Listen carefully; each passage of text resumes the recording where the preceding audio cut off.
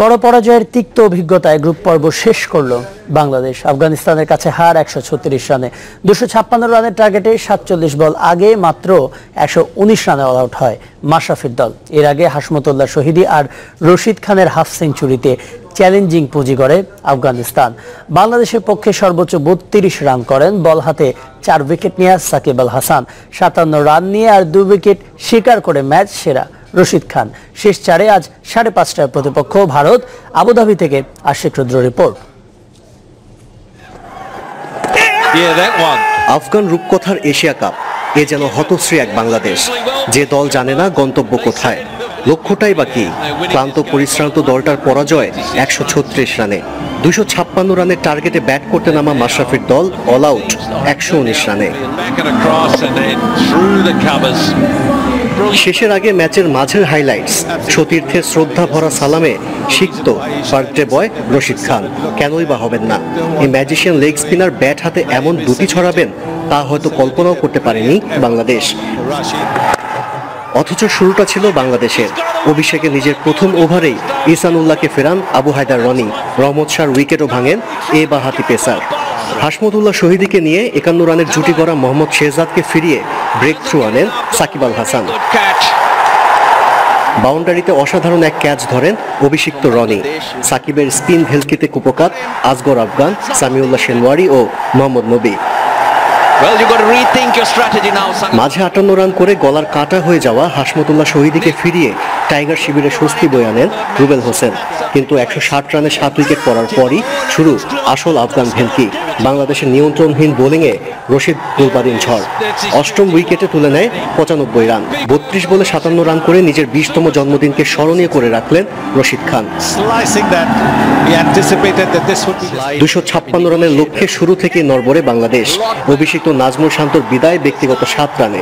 মুজিবের শিকার এই বাঁহাতি ব্যাটসম্যান। আফতাব আলমের গতির কাছে হার মানলেন লিটন দাস। 43 মাস পর রঙিন পোশাকে ফেরা মুমিনুল হকও ব্যর্থ। একই পথে হাঁটলেন মোহাম্মদ মিঠুনও। 43 রানে 4 উইকেট হারিয়ে চাপে পড়া টাইগারদের মান বাঁচানোর দায়িত্ব সাকিব মাহমুদুল্লাহর কাঁধে। 32 রান করা সাকিবকে ফিরিয়ে শেষ আশাটুকু কেড়ে নেন রশিদ খান। আর মাহমুদুল্লাহ রিয়াদকে বোল্ড করে আফগানিস্তানের সর্বোচ্চ উইকেট শিকারী বনে যান এ লেগ স্পিনার। হতশ্রী ব্যাটিং প্রদর্শনীর দিনে বাংলাদেশ খেলেছে 42 ওভার 1 বল। আশিক রুদ্র, চ্যানেল 24, আবুধাবি, আরব আমিরাত। ব্যাটিং ধসের পরও হারের পেছনে বোলারদের দুষছেন মাশরাফি বিন মুর্তজা। ফিল্ডিং এর সময় শেষ দিকে কার হাতে বল তুলে দিবেন তা নিয়ে দ্বিধায় ছিলেন বলেও সরল স্বীকারোক্তি বাংলাদেশ অধিনায়কের। ভারতের বিপক্ষে ম্যাচটা কঠিন হবে বলেও মনে করছেন তিনি। শ্রীলঙ্কাকে হারিয়ে যে স্বপ্নযাত্রার শুরু এশিয়া কাপে, আফগানিস্তানের কাছে বিপর্যস্ত হয়ে মুদ্রার উল্টো পিঠ দেখলেন মাশরাফি। দলের ব্যাটিং নিউক্লিয়াস তামিমের ইনজুরি, মুশফিক মোস্তাফিজদের মতো ক্রিকেটারদের বিশ্রাম দিয়ে এদিন সাদামাটা এক দল বাংলাদেশ। ব্যর্থতার প্রতীক হয়ে রইলেন মাশরাফি নিজেই। বল হাতে 8 ওভারে প্রায় 8.5 গড়ে রান দিয়েছেন 67, থেকেছেন উইকেট শূন্য। হারের পেছনে বোলারদের উপর দায় চাপিয়ে পরোক্ষভাবে যেন নিজেকেই দুষলেন নড়াইল এক্সপ্রেস। আমি মনে করি বোলিং এর যে মোমেন্টামটা আমরা ধরে রাখতে পারিনি, ওইটা কিন্তু ব্যাটিং এর ইফেক্ট পড়েছে, যেটা নরমালি হয় ক্রিকেটে। ব্যাটিং এর হতশ্রী দশাকে ছাপিয়ে শেষ 10 ওভারের ব্যর্থতায় ভারাক্রান্ত অধিনায়ক। রশিদ গুলবাদিনদের ব্যাটিং চমকে যেন দিশেহারা হয়ে পড়েছিলেন মাশরাফি। ভেরি কনফিউজ ছিলাম যে যেহেতু কালকেই ম্যাচ কাকে করাবো। মিরাজের 2টা ওভার ছিল, হয়তো মিরাজকে ইউজ করতে পারতাম। এট দ্য সেম টাইম একবার রুবেল ভাবছি, একবার আমার দরকার ছিল না, কারণ আমি ভাবছি মানে এন্ড অফ দ্য ডে আমি করেছি। বাট এরকম মাথার ভিতরে অনেক কিছু ঘুরছিল। এমন বাজে হারের পর 15 ঘন্টারও কম সময়ের মধ্যে সুপার 4-এ প্রতিপক্ষ হয়ে অপেক্ষায় শক্তিশালী ভারত। এই ম্যাচকে ঘিরে খুব একটা আত্মবিশ্বাসী হতে পারলেন না মাশরাফি। ইন্ডিয়া 2টা ম্যাচ জিতেছে, 1 নম্বর দল বিশ্বের। অবশ্যই তারা সবসময় আমাদের থেকে উপরে ছিল। আল্লাহ না করুক খারাপ কিছু হলেও পরে 2টা ম্যাচও কিন্তু টুর্নামেন্টে টিকে থাকার মতোই থাকবে। সো পজিটিভলি খেলতে হবে।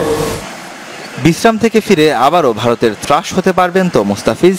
প্রথম ম্যাচের ঝলক অব্যাহত রাখতে পারবেন কি মুশফিক? পরীক্ষাটা অফ ফর্মে থাকা মাহমুদুল্লাহর জন্য।